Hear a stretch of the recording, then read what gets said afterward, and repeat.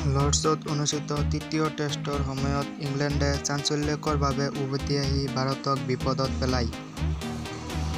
মেচখন যেন ভাৰতৰ কবলত পৰিছিল যেতিয়া ইংলেণ্ডে দ্বিতীয় ইনিংছত 192 ৰান কৰি 193 ৰানৰ লক্ষ্য লাভ কৰিছিল। কিন্তু ইংলেণ্ডৰ চমৎকাৰ বলিঙেৰে টেবুল ঘূৰাই দিলে।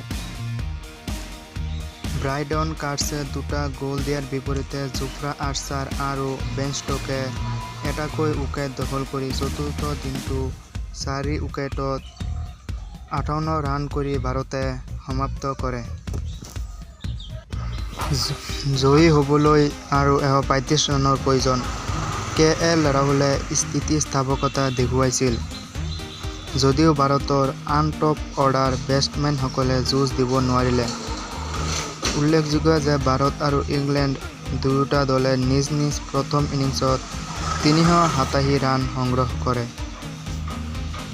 ইংলেণ্ডক 192 ৰানত অল আউট কৰাৰ পিছত ভাৰতে এই খেলখনত ঠিক শীৰ্ষত থকা যেন লাগিছিল যদিও অন্তিম ইনিংছত থ্ৰী লায়নছে চাঞ্চল্যকৰ প্ৰত্যাৱৰ্তন ঘটায়।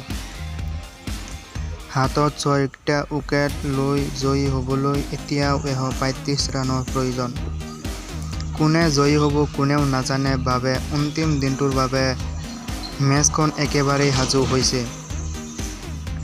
খেলৰ পঞ্চম দিনটোৰ বাবে আমাৰ সৈতে যোগদান কৰক।